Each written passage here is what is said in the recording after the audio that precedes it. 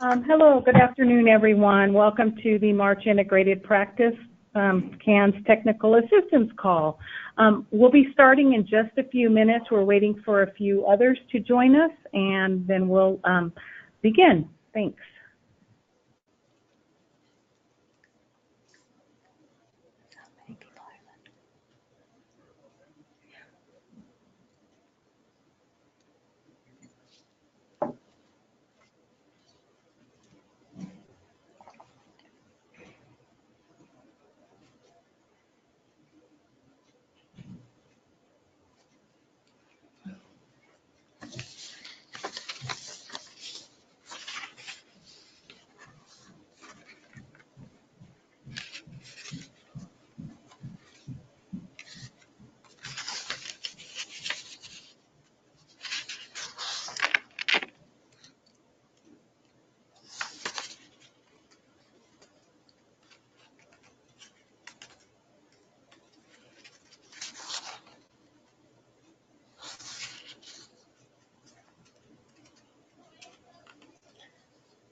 Just like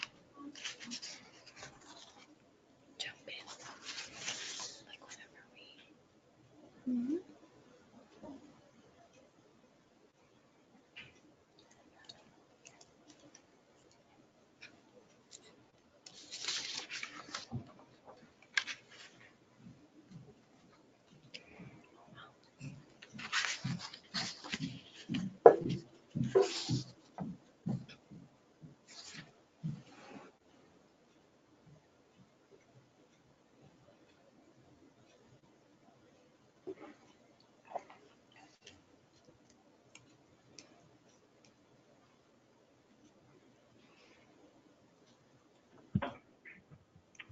Welcome, everyone, to the March Integrated Practice CANS Technical Assistance Call.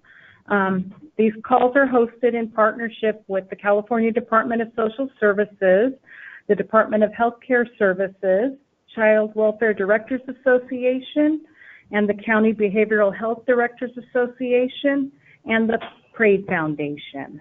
The purpose of the calls are to provide updates around CANS implementation and provide opportunities for peer-to-peer learning, best practices, and to gain an understanding of how the integrated core practice model works together with the CANS. It's also an opportunity to have discussions and ask questions that support CANS implementation. Today we're going to be sharing some updates, polling questions. We also have a presentation we're looking forward to by Monterey County around planning and implementation of the CANS. And then we'll leave time for questions. Okay, we're going to go ahead and start with introductions around the room. Hello, my name is Janine Lesieur, and I'm with California Department of Social Services. Hi, good afternoon. This is Leslie Beltran, also with CDSS Integrated Services Unit. Hi, good afternoon. This is Jeffrey Koff with the Integrated Services Unit with CDSS. And Lisa Witchy with CDSS in the Resource Development Training Support Bureau. Hi, this is Caroline Caton with Integrated Services at CDSS. Okay. Our panelists on the phone, would you like to introduce yourself? Hi, yes, this is Liz Perez-Cordero from Monterey County Behavioral Health. Hello, and my name is Eva Ortiz. I'm a social work supervisor with the Family Reunification Partnership with DSS. Thank you. Hi, can you hear me? This is Stephanie Escalante with the CARES Project. Yes, thank you, Stephanie. Hi, and this is April Fernando from the Perez Foundation. Hi, welcome. Thank you, April. Okay, I think we are going to go ahead and get started with some updates. Jeff will go ahead and take over. Hi, everybody. I just wanted to provide a quick update on the revised California Integrated Practice CANS. Recently, there have been a shift in or a change in a few questions. This is to align the IP cans with the CANS 50 that is used by behavioral health. On the screen, you will see the questions. The questions that have been changed, the numbering, are questions 7 and 8. So if you are using a CANS rating sheet that has substance use as question 7 and anger control as question 8, please see the attached documents for the recently revised version, which will read question 7 will be anger control, and question 8 would be substance use. Additionally, further down the questionnaire, question 25, 26, 27 was reorganized, and it should read as the following.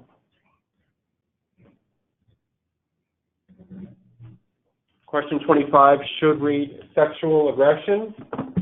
26 should read delinquent behavior. And 27 should read runaway. We are also going in the process of drafting an errata to ACL 1881, which has the attached CANS rating sheet. That that errata will have the updated version of the CANS. Again, if able, please download the CANS PDFs that are attached in the handout. If you are unable to do so, please send a question to cwscoordination.dss.ca.gov, and we're happy to email you directly. We're also uploaded these CANS versions to the CANS website, which you will find by visiting the CFT website and click on the link that says CANS resources. And we're also working with Child Welfare Digital Services to update the CARES system to reflect this change in the rating sheet. Great, thank you so much, Jeff. This is Lisa, and I just wanted to reiterate that there is no change to the actual items in the CANS, just to the numbering. So I don't want anyone to worry that we're releasing a new version of the CANS. It's just that we've identified that there was a difference in the item numbering, and so we've made the correction to have consistency of numbering between the integrated practice CANS and the CANS Core 50. Thank you, Lisa. Okay. We have Caroline to share some information around CANS training. Okay, thanks, Janine. Okay, we have received, pardon me, we had received a question sometime back from somebody asking about if there was a CANS training being scheduled anytime soon in the southern region. And so we just wanted to address that by saying that for the child welfare agencies listening in, that you should really check with your RTA, your regional training academy, for any scheduled trainings that would be available for CANS, for any upcoming CANS training. At this point in time currently, CDSS does not have any upcoming training scheduled for CANS training for trainers on the horizon, and we don't have any plans to schedule any trainings for the remainder of this fiscal year. We will be certain to share, obviously, with this group, and as soon as we are able to schedule a new round of trainings sometime after July.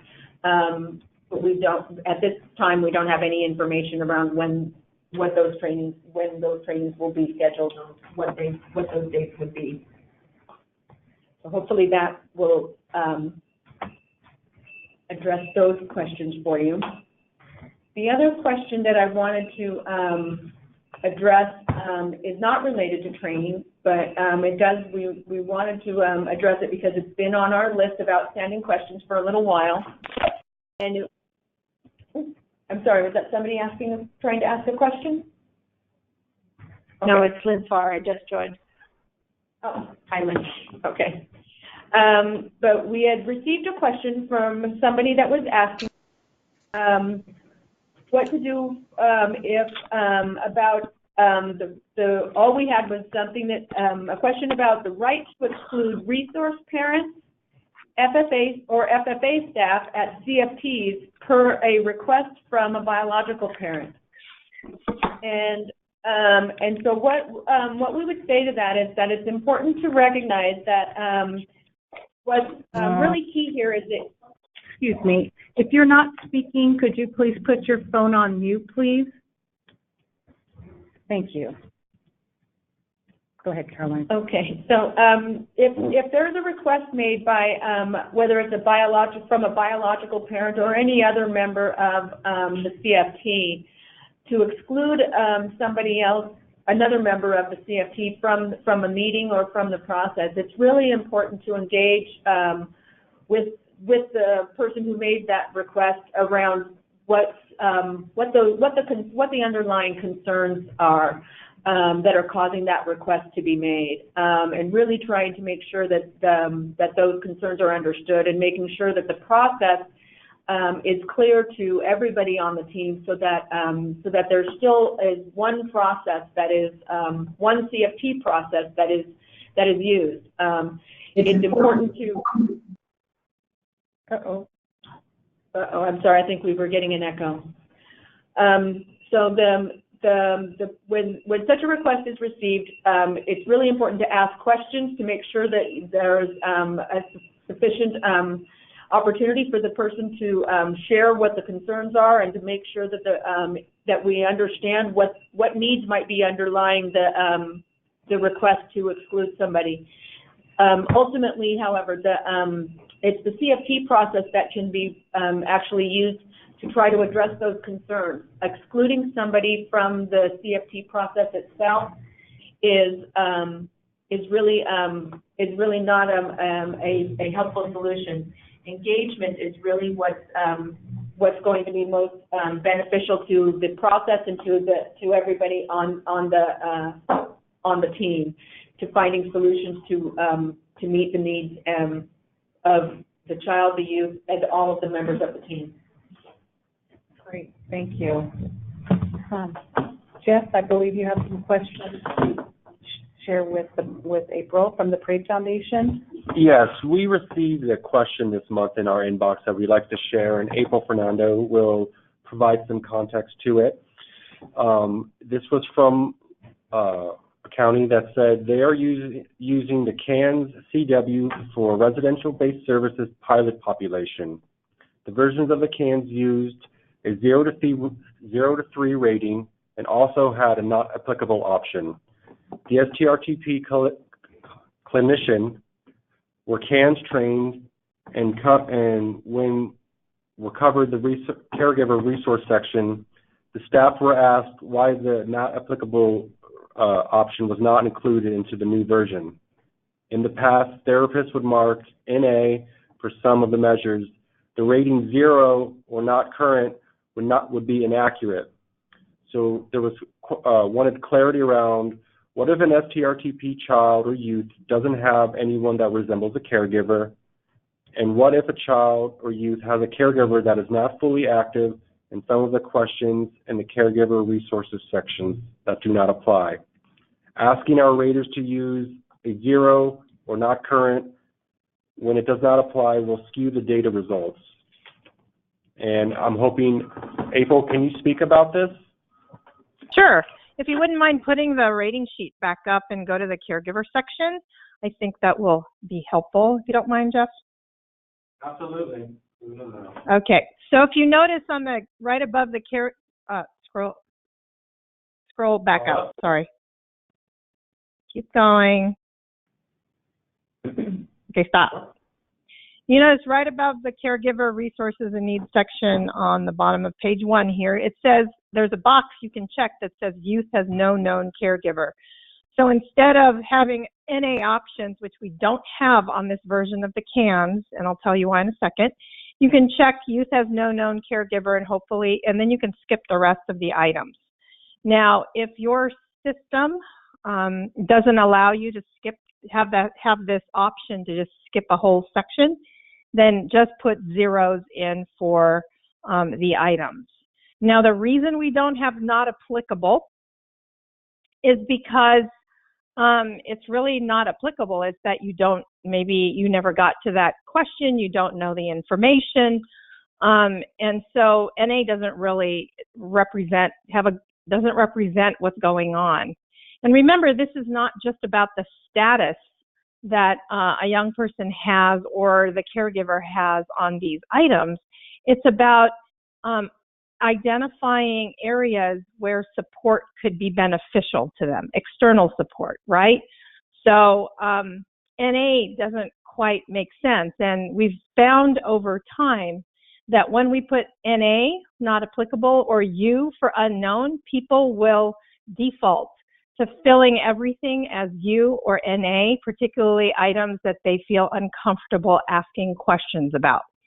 So it's better that we have people put zeros when they don't know the information, and then once they get the information, they can update the cans. In terms of data, I would be interested in talking to the person who asked this question about how the data is being captured on the back end of your system for the NA option. My guess is it's being given a dummy number or a zero anyway, because to not have a number in there will mean you have missing data, which means you can't create a report. So I'm happy to talk to folks about that, but we have, since 2014, we've actually taken off the U and the unknown and the NA because of knowing that people tend to default to those ratings rather than actually doing the action levels because they don't necessarily want to talk about particular issues. Great, thank you, April. And there was a question in the queue that is along the same lines. When doing the cans for caregivers, is the STRTP agency entered as the caregiver to the score? No, never, unless you're doing a study on the STRTP, right? But for the purposes that the state is wanting you to use the cans, the caregiver is a permanency plan caregiver. So if the young person's returning home, or if the young person's going back to foster care, whoever that known getting adopted, whoever that known caregiver is, they're going back to, that's the person you're going to rate. Because remember, we're trying to figure out how to provide support. Now, if you wanted to do this as a study for yourself for your STRTP, I suppose you could, but that's beyond the scope of what the state, I believe, is asking you to do. Right, thank you. Yeah, that's correct. Thank you, April. Yeah. Okay. Is that it, Jeff? Yeah, for now. Okay. And next, we have an announcement around the CFT, an update around the CFT implementation team. Lisa? Yes, thank you. So the CFT implementation team, again, is comprised of, or was formed by the Department of Social Services and the Department of Healthcare Services, along with the associations, the County Welfare Directors Association and the County Behavioral Health Directors Association, and with participation from several counties across the state, the Parade Foundation, CFPIC, and CYC, and YEP. So we have youth participation. We also have caregiver participation as well in that group. So good representation of folks all coming together to support the state's implementation and emphasis around quality CFT practice. That's really the entire focus of this group, is thinking about and planning for quality CFTs across the state. Because that's really the vehicle by which we expect to see change and positive healing and outcomes for children and families who are involved in our systems. So we've really come together to put a lot of energy and emphasis around quality CFTs. With that being said, we've identified several areas to begin to focus. One being communication and messaging. So recognizing that across our systems that we need to have shared and common messaging to support quality CFT implementation. And then also around workforce development and training, recognizing that we really need to support our workforce in their understanding of and practice around CFTs, and also integrating that the use of the CANs as a communication tool, safety organized practice, and reflecting through the framework of the integrated core practice model. So the workforce development and training subgroup has been working to develop additional CANs curricula that will be developed into trainings. And the group has come up with 3 different modules of training based on the functional roles of staff and supervisors who will be interacting with and utilizing the information contained in the CANs as a communication tool. So the curriculum is going to begin to be developed, and we expect to release that sometime before or during the fall of this year. The communication group has also been hard at work coming up with a communication framework and identifying key messaging that needs to be developed to support shared understanding of the use and the practice of CFTs. So more to come on that group. Again, we are meeting monthly, and I'll continue to provide updates to this CANS technical assistance group. Great, thank you, Lisa. Next we have Stephanie from the Child Welfare Digital Services to share some information. Hi, good afternoon, everybody. This is Stephanie Escalante. I'm with the CARES implementation team here on the CARES project, and I was asked to pop on today and just give a quick update. I have kind of as if you're in an airplane level of what's happening, but one of the things that did happen, I think, since we last met was that CARES 2.2 went live, which was primarily extensive enhancements to the CANs feature that is available in CARES to users, to all the county users to use. Those that are have been certified in CANs, et cetera, can utilize that tool. And we do have some counties utilizing that tool because they don't have anything else out there right now. A lot of the things that they do are manual processing. So that's good. That went live to the state on the 25th of last month. And then the next releases that are coming up are not CAN-centric. There will be updates in the future, and we don't have that information readily available. There is a release coming with CARES this next weekend. It's called what we call a minor release or a hot fix, where they're making some updates. And one of the big things for most users is that when they log into CARES, they are required to enter a secondary authentication code, which a lot of us are seeing as consumers now that's happening out there to keep things kind of secure. And so that code was only good for 24 hours. And the project is extending that to 7 days, and that will help users that are out there not having to do that secondary authentication code because of email constraints and stuff. So they're resetting that, and that will help a lot of our users and eliminate some of the heavy volume that we've been receiving calls on that issue. That's coming this weekend. And then the next, we don't have a date yet, but the next big release is CARES 2.3, and that will primarily be updates to secure login for users, a lot of self-serving features to help users kind of reset their passwords to also, when their authentication code expires, they have to get a new email. They have to log back into the system, get a new email, and put that code in. Now they won't have to do that. They will just be able to click a button, and it'll send them a new code automatically, and they can enter that. So kind of eliminates that. And then on the back end, there's a lot of administrative functions that are happening for admins that manage users' accounts. Again, a lot of self-serving updates are being made For example, right now when a user gets locked out, they have to call into the CWDS help desk, whereas the admin now in the county can go ahead and unlock that user's account themselves just to provide. There's the ability for admins to edit users' email addresses, which has been a big one here on the project where we would have to do that internally for those counties, and now the admins will have that capability, which will kind of streamline that process and make it easier for users to register and get in to CARES. Just a couple examples. Like I said, there's a lot of different features that are happening. And then the facility search and profile feature that's currently out there. There are a lot of updates being made primarily to be consistent with other look and feel of pages that are out there for, it's not currently a feature that's out there, but the RFA process, kind of being in line with that terminology, because there were some things that weren't syncing up and it was a confusion to the users, so they've done that.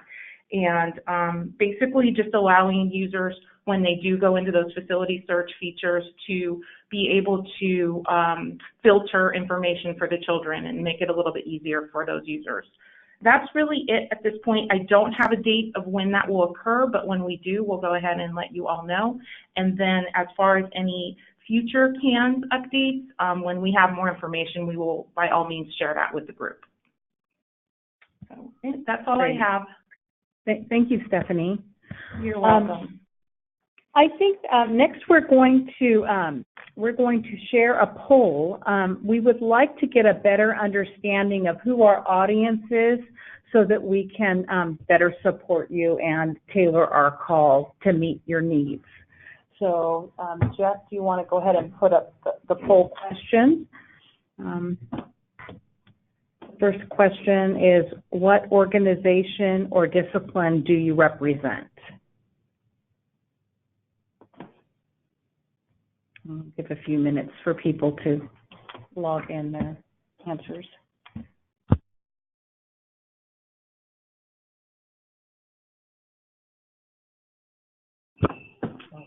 And if anyone has any questions at this time for Stephanie regarding the CARE system, please submit your question in the question and we'll address them.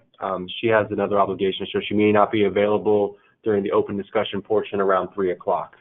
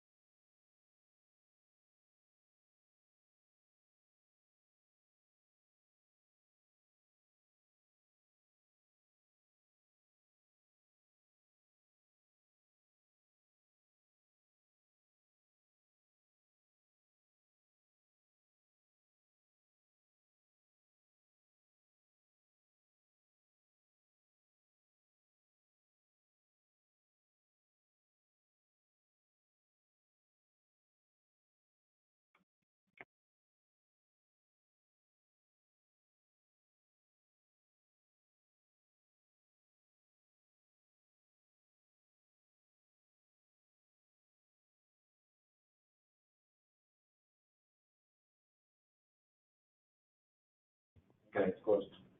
Okay, we're going to close the poll, and Jeff will report out on what we've learned.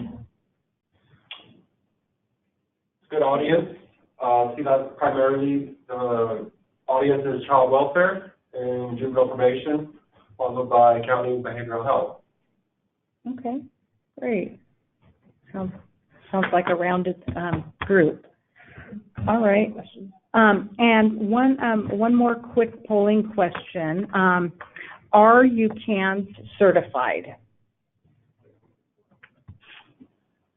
Sorry. We'll give people a few minutes to. In the meantime, we did receive a question about CARES from somebody asking if what if your county has not yet begun to utilize CARES? Where else can you track CANS information?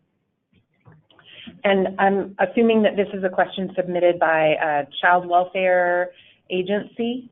I assume so because I've got a person's name, but not, yes, the person says yes. Okay, wonderful.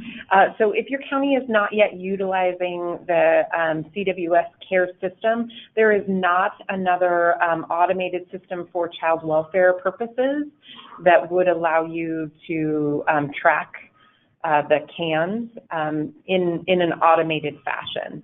So you may be completing and recording information using a paper tool at this point, and so you would continue to do that until your county adopts use of the CWS Cares automated CANs tool. And That's 65% voted. okay, we're going to close. So pretty soon, if everyone could log in, if you are CAN certified, I think we have 65% currently. 72, 74. Like 54 to that.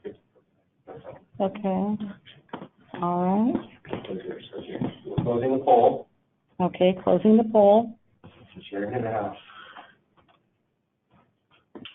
That's a close race. Okay. So currently we have 51% of the callers are CAN certified and 49% are not certified. Okay, great. Great. Well, it's nice to be able to know. All right. Next, we have Monterey County sharing about their planning for implementation of CANs within the CFT process. We have Eva Ortiz and Liz Perez-Cordero. Are you on the line? Yes. Can you hear me? Yes. Okay. Well, thank you, everyone. Our hope is to just go over some of the things that we've put in place and our views around this implementation process and talk about where we are and where we would like to go.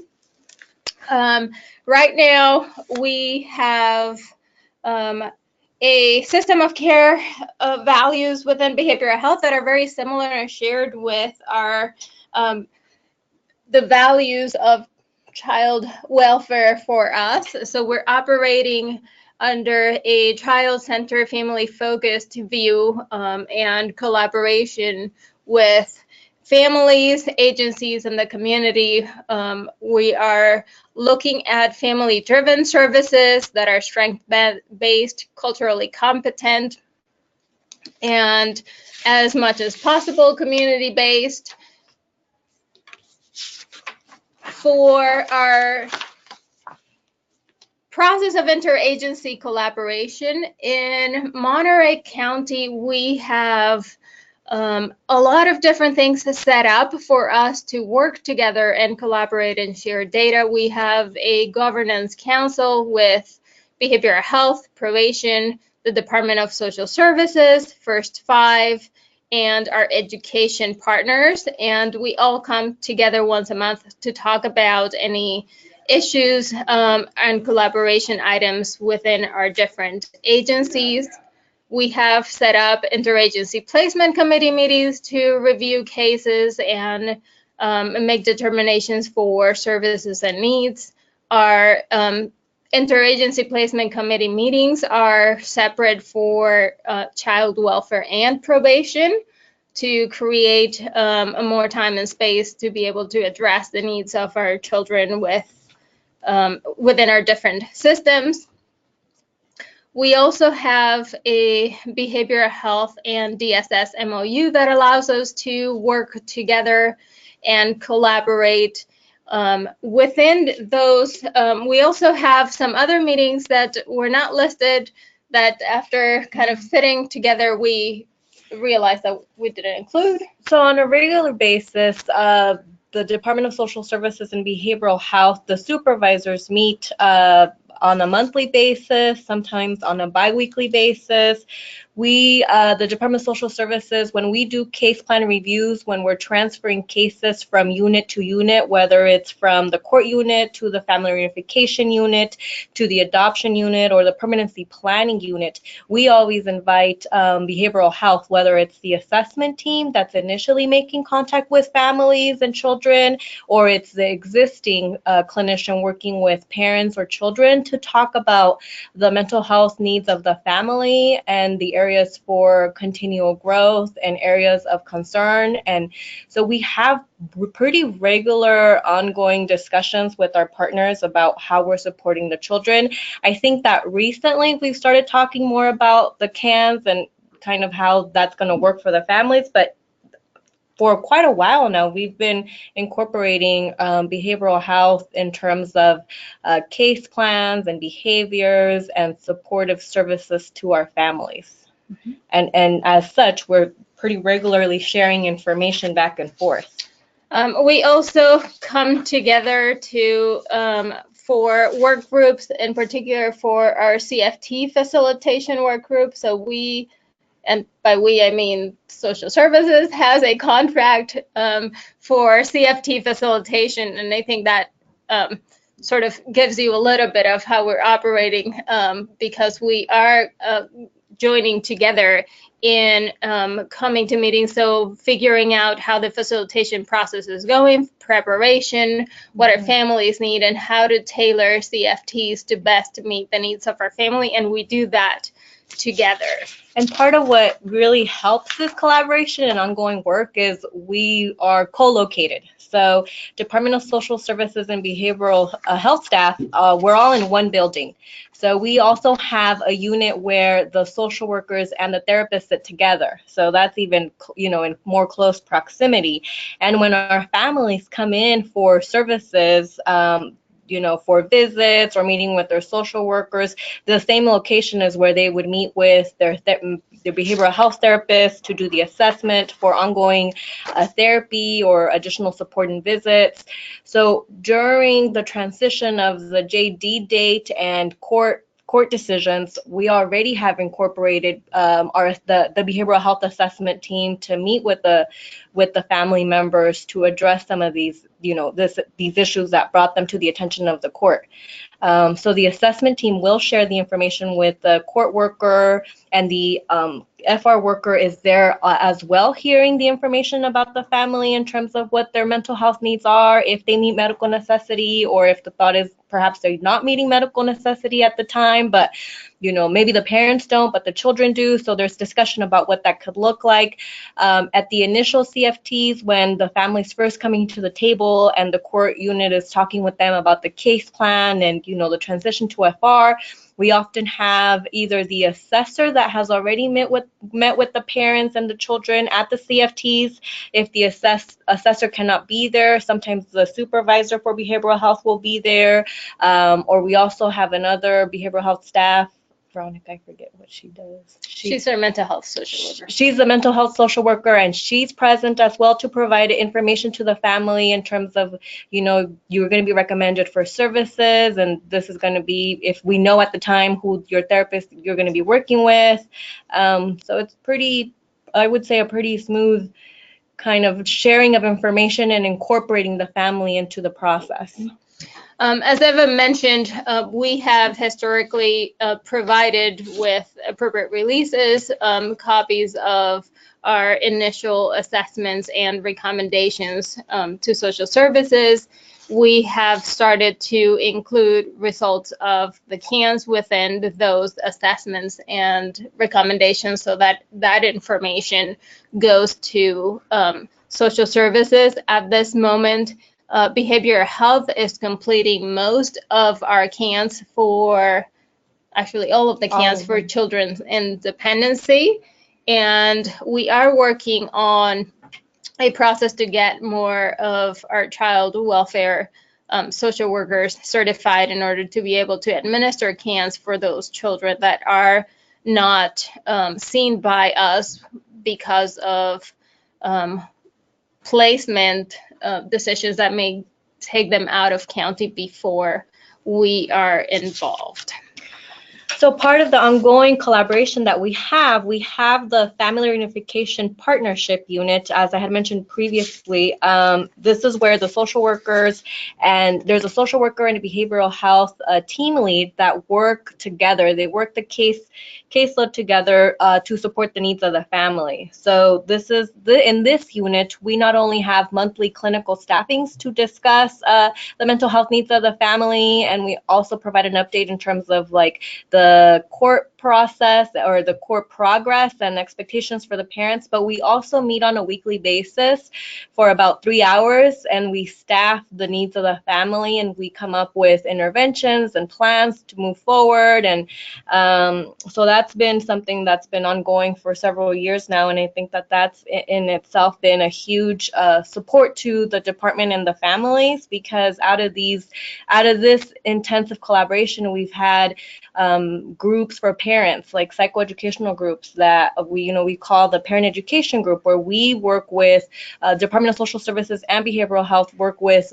birth parents to really support them as they're really beginning the process of addressing the safety concerns or mental health issues. So we have that going. We've had other things come out of that, like therapeutic visitation support. So having a therapist in a room with a parent to prepare them before a visit, to give them hands-on support and debrief with them after visits.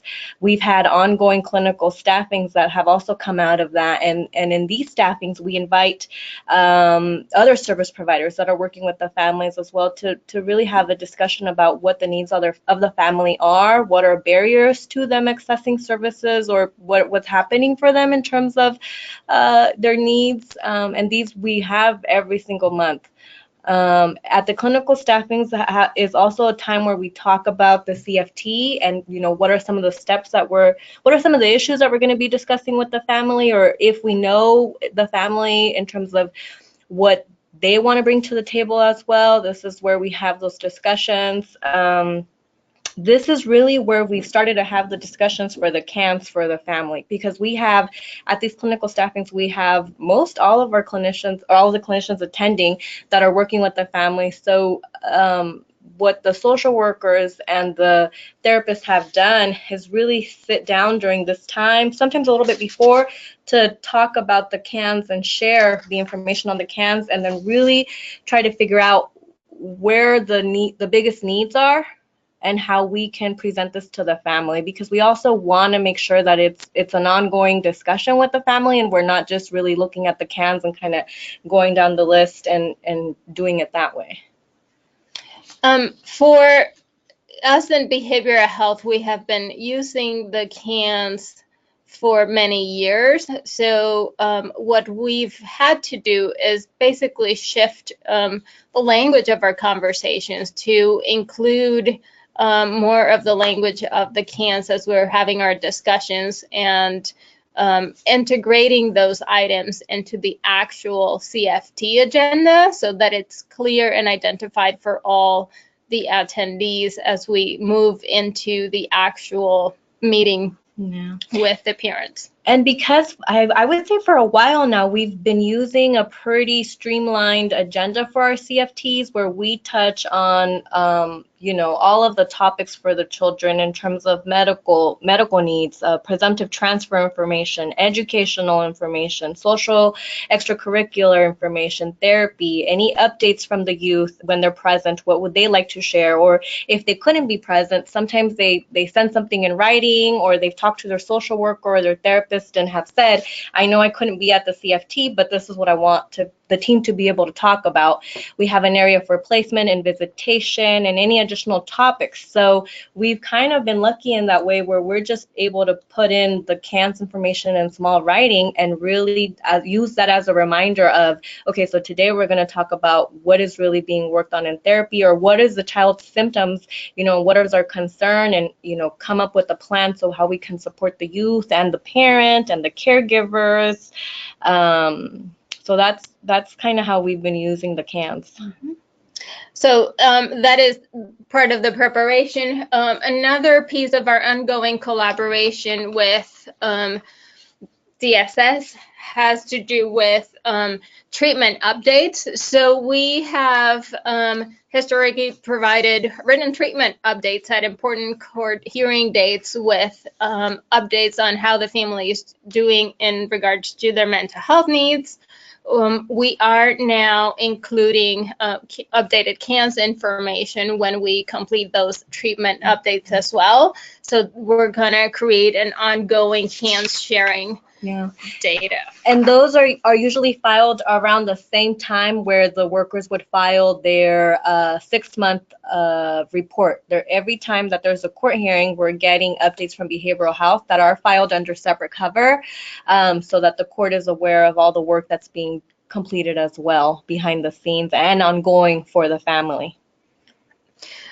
We here, and I don't know if we mentioned this before or not, but something that we have created in our co-location is that although behavioral health is part of our children's behavioral health and our unit is focused on child welfare, we do provide mental health services for everyone in the family. So we have information around needs and strengths for the children, but also for the caregivers.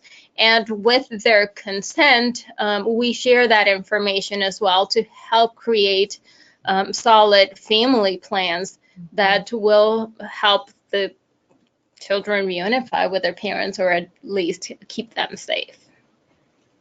Yes.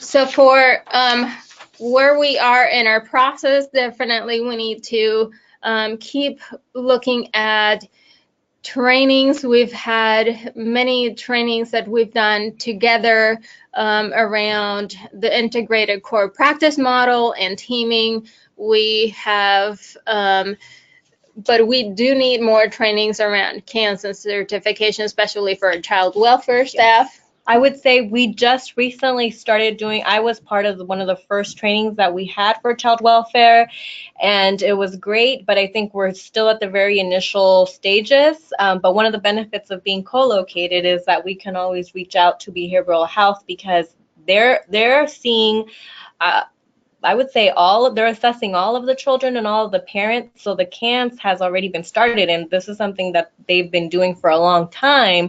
It's just now we're really gonna have to make sure that we're getting that information, which we were already getting it. We were just not saying, oh, this is coming from the CANS.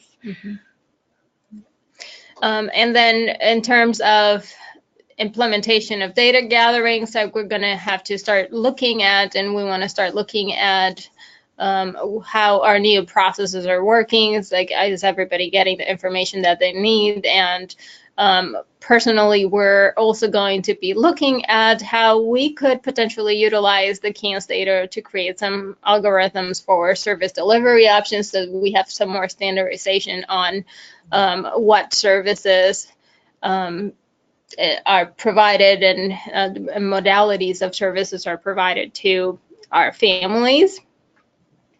For child welfare, I think we're still looking at figuring out logistics around tracking of CANS data. At this point, it's all in paper form, I think. Yeah, it's all in paper form. We haven't really decided where that's gonna go. So that's still pending. But the other great thing about having the FRP unit is the social workers that are in that unit have access to Avatar, and they have access to look at what's going on in the CANS. But I think for child welfare, we are still in the process of figuring out what about everyone else. Yes. We're flying through these. I think some of the challenges have been in terms of, I would say more in terms of the CFT process, because we do have a large population of our families that are monolingual, Spanish speaking, or even other languages, indigenous languages that they speak. And so part of what we work really hard to do is facilitate all of those meetings in their native language if possible, and then translate language to the service provider. So that's always going to be an area where it might be a challenge to provide the indigenous language translation, and then also translating all of that information in written form that is going to be, accessible to families. In terms of some of our other challenges that we've found as we're moving into CFTs and including CANS information, has to do with the family stage of change for our cord unit CFTs. Those will look and sound very differently than the CFTs that we hold during reunification. We've found that families are still trying to come to terms with the removal of the children and the things that need to kind of happen to be able to move forward. For us in behavioral health, there are logistics around assessments. We believe that good assessments take a little bit of time, and core timelines move at their own pace. Yeah, so generally right now in the court unit, I would say they don't have the cases longer than 6 weeks. So I would agree that the way a CFT looks in the court process versus what it looks like in the FR process is very different, because families are, like Liz said, are really still struggling with the initial removal and what does that mean for the family and how do you move forward.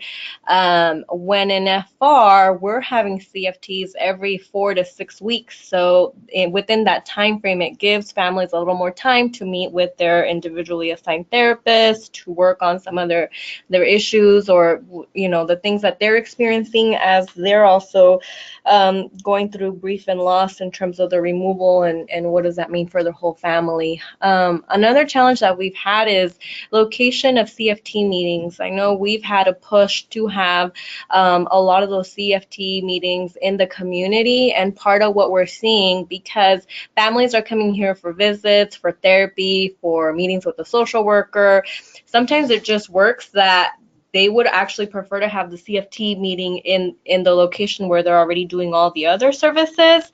And part of the challenge is also when we're doing CFTs outside, outside of the department or outside near here, it does take travel time for the therapist to be able to be there. And the concern for us too would be that would take the space of another client potentially being seen in therapy. And I think that part of what we're seeing is we do CFTs in the family's home when possible, if the family is in Court FM, if they requested. A lot of what we see too is, the family's still experiencing a lot of shame and embarrassment about having their children removed from their care. They haven't always told relatives. So once we move to the FM process, or even before, they invite family members, but it's different to have service providers go to your home when you're renting, and there's other people in that home. We've had families come back and say, our landlord said, there's too many people coming, so we want to limit that. So we want to always hear also what the family is saying. And to be quite honest, the location of CFTs have been a challenge. And the other piece is families, they come here for therapy every week. They do great work. They're addressing a lot of the things that they need to take care of. And this is a place where they feel safe to do that. This is where they're receiving services for their mental health needs. This is where they're getting additional support and visits like coaching and therapeutic visitation support. So those are some of the things that we've encountered.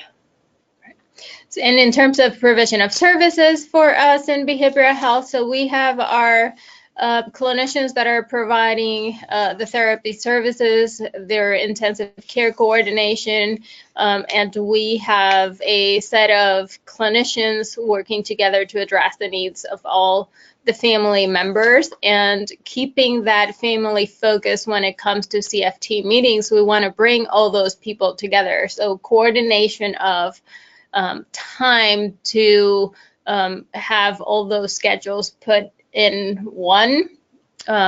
It's a bit of a challenge, and our CFT facilitation process has helped in coordination with to coordinate those times and make it more efficient and effective.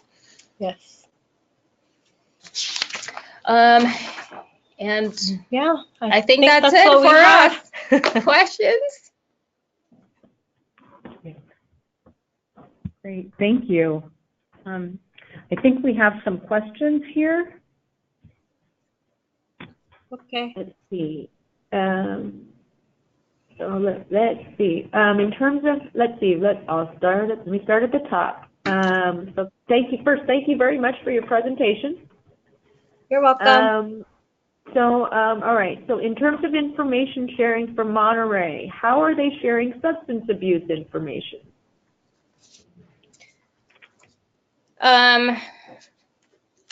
We are getting our consents and releases of information signed, and with those in place, we are allowed to share that information.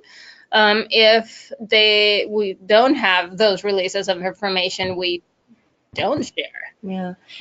We have the one thing that is important for us is that here in Monterey County, we are part of the drug medical waiver. So our consents and releases are set up so that all of the regulations that apply for substance use treatment programs are also in place for us because we are sharing an electronic health record.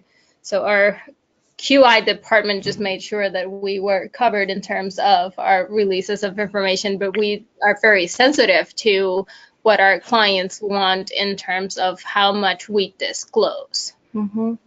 And for us, we have also a release of information that we have clients sign. So even though sometimes parents may not share with the assessor, the substance use is an issue, if we know it's part of the original circumstances and the parents have shared this information, when we come to and we have a release of information from the parent, saying you can share with service providers, we do share. During the case plan review, we talk about the original circumstances have to do with substance use. This is what it looks like. The parent just tested or refused to test. And so when the assessor goes back, then they have a little more information and they're able to explore in different ways with the parent. And in addition to that, when it comes to our clinical work, we try to support our clinicians in helping their clients be able to be active participants in the process. And when we come to CFTs, if there are issues related to substance use, we try to get the parents to be the ones talking about where they're at in their recovery process and what they feel they need to continue.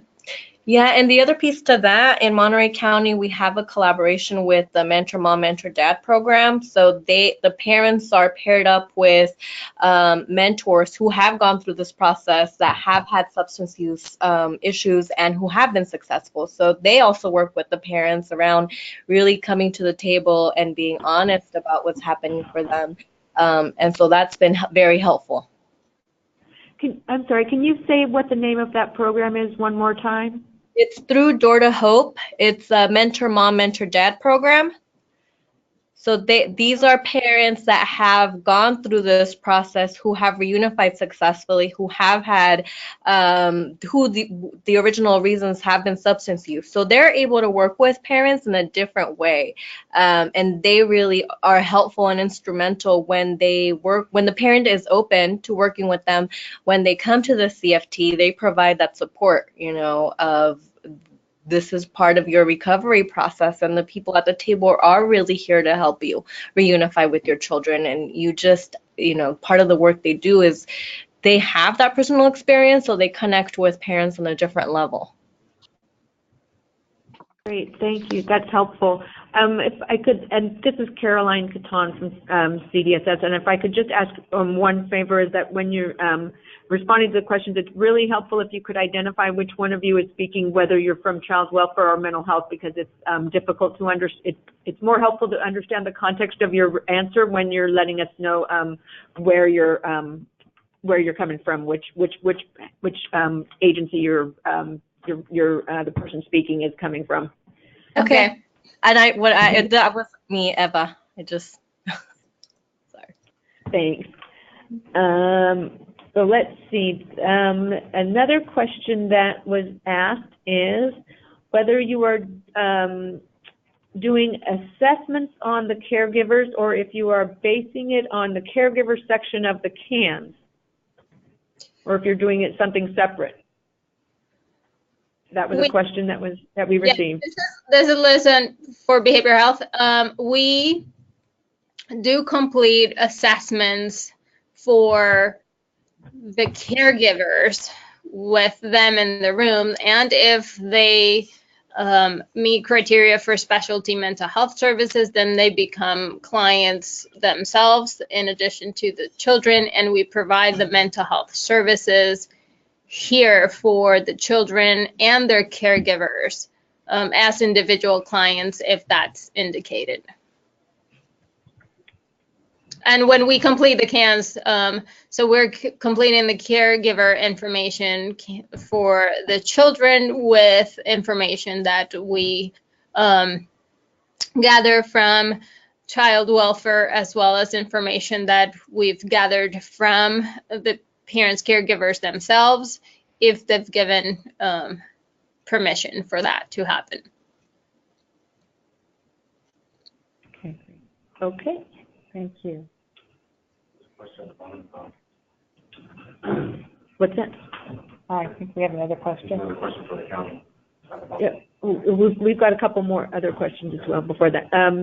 We've got another question asking if you could talk a little bit more about the role of the Governance Council. Yes.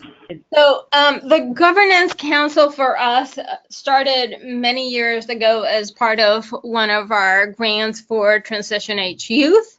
And very quickly, our leaders realized that that was an important component of being able to have a dedicated time to come together every month to talk about all the things that are necessary for us to operate as agencies while we serve very similar or the same clients. So when we meet, we're talking about legislation and implementation, what needs to happen, creating a work list of items to take back to our respective units, discussing what else we need to do as county entities and agencies to help support our clients and cross-train our workforce if necessary. In terms of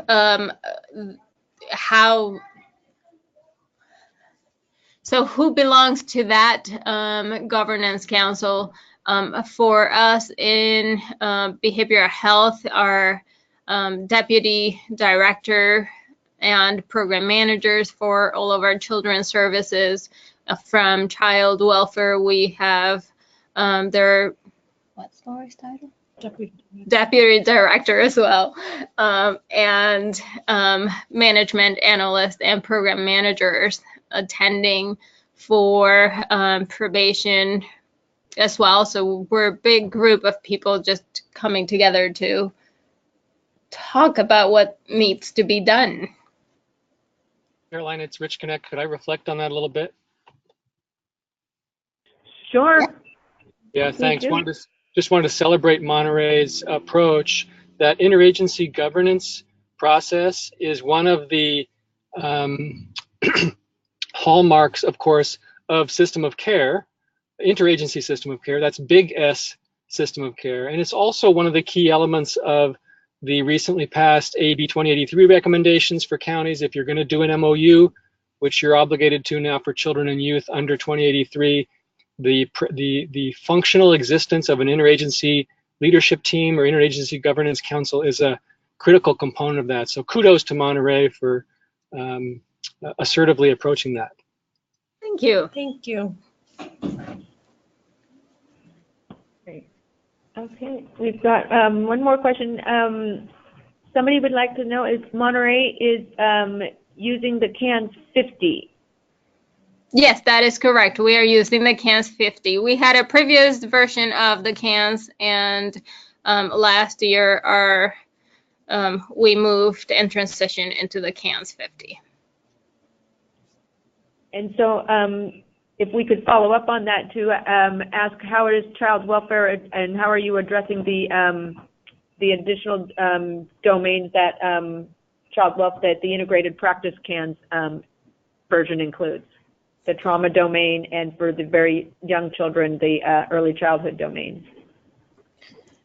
In terms of how we're addressing, this is Eva, in terms of how we're addressing it during the CFTs? Well, in order to make sure that those domains are completed. So for us in behavioral health, we have, now the trauma domain, we will take that as a find out the information for that one. For early childhood, we do have the an early childhood version of the CANS that we complete when we assess our little people and share that information. As far as I know, our version is not yet aligned to the early childhood version that the SS needs to complete, but I do know that that is in the works for our QI department to update our early childhood version to match. Yeah, and this is Eva, and we were just at a meeting last month where we had just this discussion, and we talked about we're in the next stages of how we would do that. But I think one of the agreements is when our children come into temporary care or foster care, they go through the receiving, what we call it Cherish. So it's our receiving center, and generally that's where we also have a clinician that goes and meets with the children just to assess them and see how they're doing. And so that is where we had talked about having start the use of that CANS, even for the little ones. Hi, this is April. Can I just make a comment? If you guys want help with integrating the new version of the early childhood into your early childhood, just reach out. I'm happy to help you. Okay, perfect. Thank you. Fantastic. Thank you, April. I'm pausing a moment for the trauma domain piece because I do know that, and I'm trying to locate our version because I do believe that they added on for us an additional domain into our CANS 50 to include the CANS because it was part of our old version, and if I'm pretty sure that that got integrated into the domain. This is Eva. I want to say yes because I was looking through one of the CFT agendas for the FRP unit, and they have underneath CANS, and it says trauma, and there's a big paragraph that the team had a discussion. So the social worker and the therapist had already talked about that trauma area, and they had scored it, and then it got translated to a discussion during the CFT. We are definitely going to spend a little bit more time looking at the forms. And for us, I know that our QI department and our child welfare management analyst do spend time together as well, trying to figure out the logistics of data sharing within our systems. So we try to, as much as possible, have similar information and present it in a similar information to make our processes easier. Okay, this is Lisa Witchy. I just want to, again, appreciate you all for sharing the approach and the progress that you've made in your implementation of utilizing the CANS within the CFT process. With all of the presenters that we've heard from since we've been hosting these CANS technical assistance calls, there have been just a number of strengths that have been shared, as well as an opportunity to continue to refine process, and especially as we're talking about something that's complex involving multiple systems and families and other stakeholders, there's always that opportunity to continue to refine. And so really that's the purpose of this call, is to learn from one another, and also to have the opportunity to receive individual technical assistance, like April mentioned, that the Perez Foundation is able to provide as well. So again, just want to appreciate you for sharing where you are in your journey. Thank you. Thank you. Absolutely. And if I think for the final question, if I could trouble you for just one more time, I think it's an important one that that we did receive, and I think it's one that is relevant to much of all of this work that we're doing. But we did receive a question asking how much time are CFTs taking when you discuss the CANs? And so I think this is a concern that we've heard from over the past many months from many counties. That is, it's a concern that has been raised in from time to time that we hear from counties believing that including the CANs in the CFT conversations and in CFT meetings will greatly increase the amount of time that a CFT meeting will take. And so we would just like to know if you have any insights into that and what you can share as your experience. This is Eva speaking.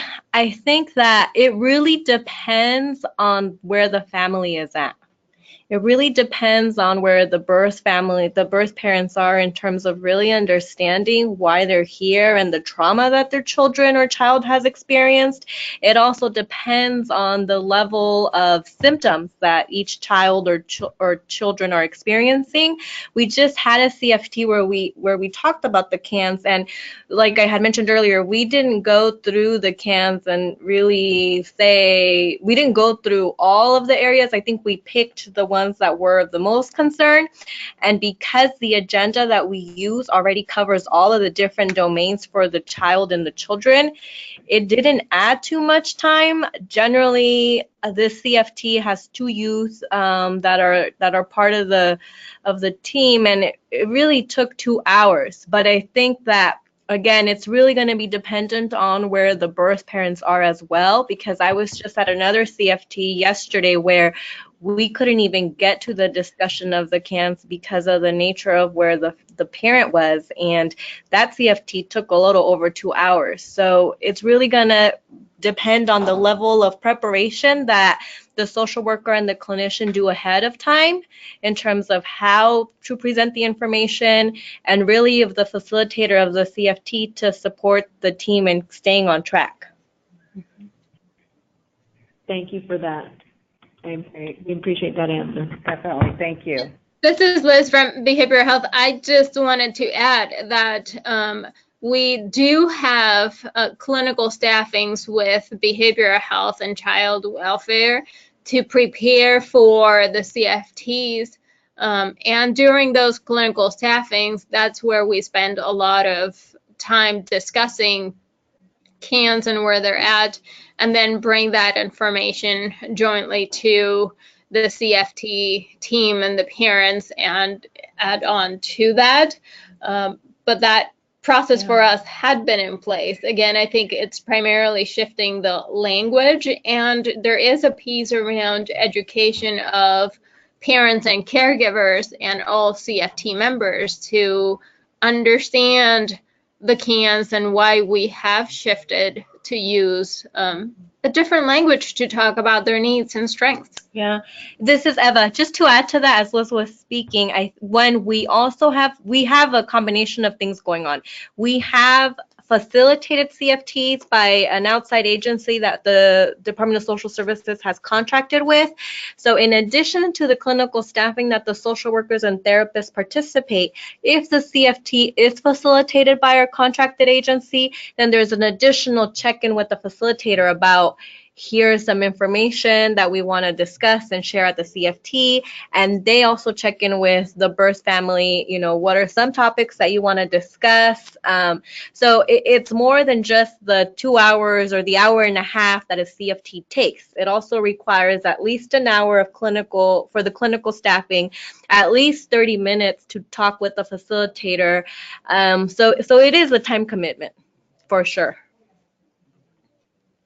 Great. It sounds like a lot of collaboration going on and great communication. I have to say thank you for that. All right, I think that's it for Monterey County. Thank you again. Your presentation was very helpful and enlightening. Do we have any other questions? Let's see. We do have a question from somebody wanting to want to get clarification on the ages for the different versions of the CAN. Asking on the CAN for the CANs 50 is if that version is to be used for children ages 6 through age 20, and for the integrated practice CANs for a child who is 3 years old, would a social worker only do the early childhood portion? That's the question. Would they only do the early childhood, meaning would they only complete the early childhood domain? Yes. So are you asking you're asking if it was already completed for the if the CANs 50 had already been completed? If that's the way if that's how you we're understanding the question, then yeah. Yeah, so for a child who is 3 years old, you would utilize the early childhood module within the CANs tool.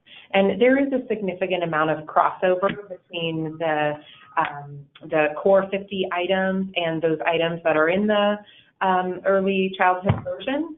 But there are definitely some that are unique to that age group, and particularly with additional focus on the caregivers in that age group. And April, I don't know if there's anything you'd like to add. Nope. Just to remind folks that the integrated practice CANs rating sheet actually segregates the early childhood section, so that you can ignore the first 2 pages, and then in the early childhood section, everything you need to complete is there.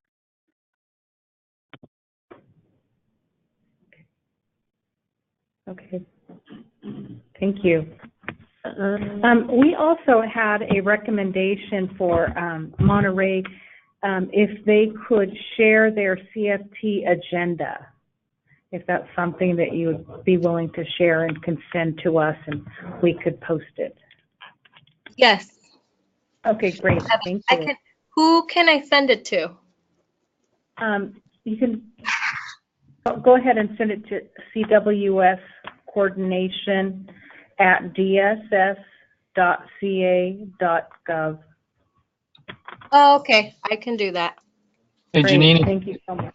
Yes. Janine, Richard, do you have time for one more reflection about Monterey's experience? Yes, please. Great.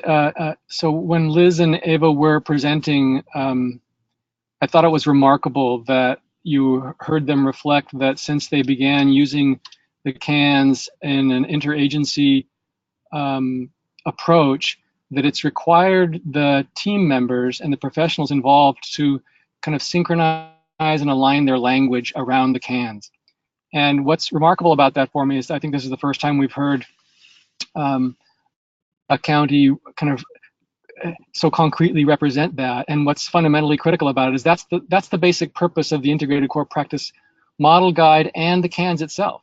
It is to synchronize the way we communicate so that we're aligned, that we're together, we're not siloed in our work with youth and families. So it's just a really remarkable reflection and learning from Monterey, and one we hope to hear other counties reflect going forward.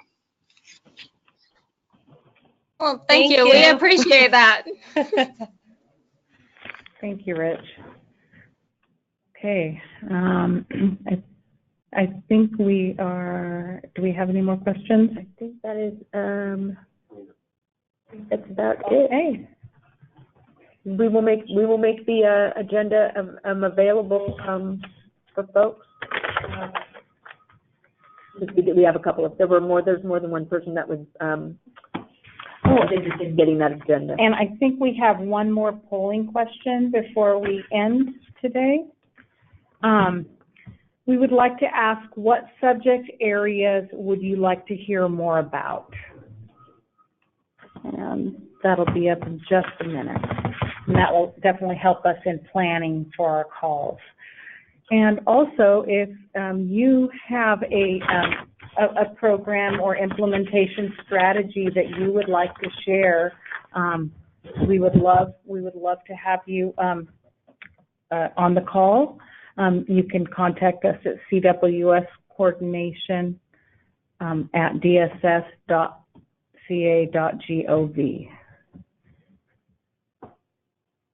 Okay.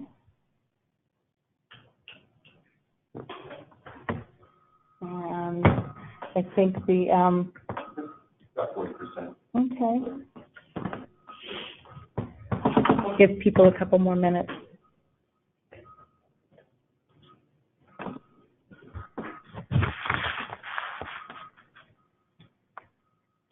Okay.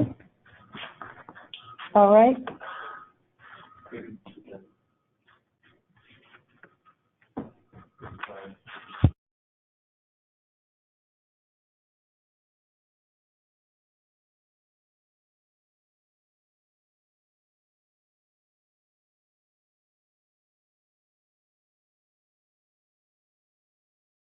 Okay. Do you want to share out, Jeff?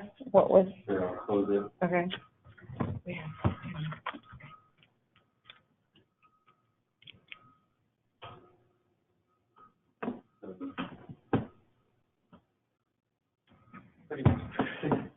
71% on how the CANs inform case and child welfare case and treatment planning.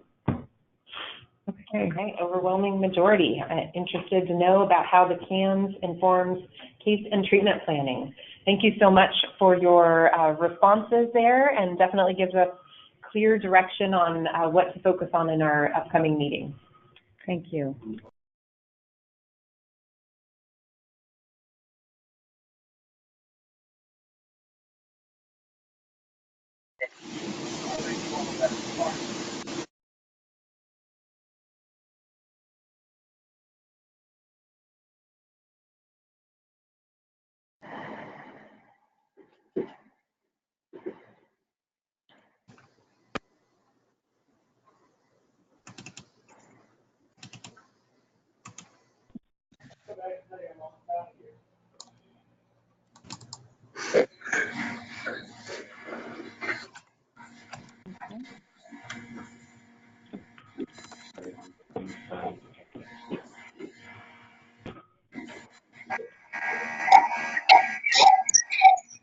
Everyone to get unmuted. Good, so that, yeah, people have a question that they'd like to ask. Now is the time. Now time for questions if you have one.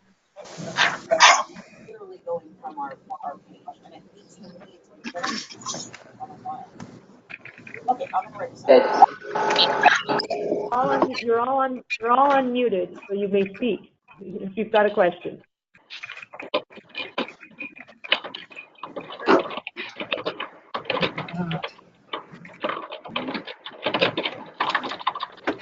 Jesus.